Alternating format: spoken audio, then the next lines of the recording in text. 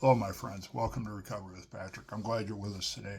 So, I want to talk about, I try to find these topics that aren't often discussed, and storytelling in recovery is one of them. We don't often talk about storytelling and how storytelling really is the engine of recovery and in the rooms. So, this connects to a lot of the work I've done with anthropology and a journal article that I just got back from peer review that talks about this storytelling. So this connects to many of you have heard around the rooms, or if you've gone to a speaker meeting, right? What it was like, what happened, what it's like now is a mirror image of rites of passages in traditional societies. You have separation, that liminal state where you're in between. You're not a child anymore, but you're not incorporated into adult society just yet. And then incorporation, right? So recovery meetings revolve around stories. Um, we really tell the three parts story, right? What it was like, what happened, what it's like now.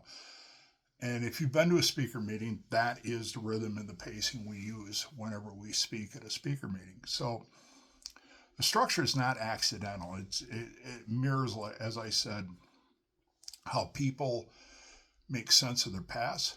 It also shows newcomers that change is possible. And it helps long-term members remember where they came from, which is really important, right? I don't want to ever get to the point in my recovery anyway where I think I've got this nailed. I got this. I know this. I've got this figured out.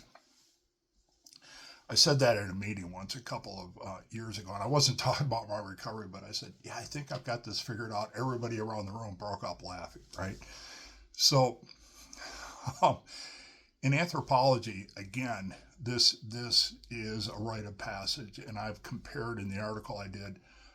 Modern recovery is a modern representation of the rites of passage. So people don't just hear stories. You know, we rebuild our identity through them.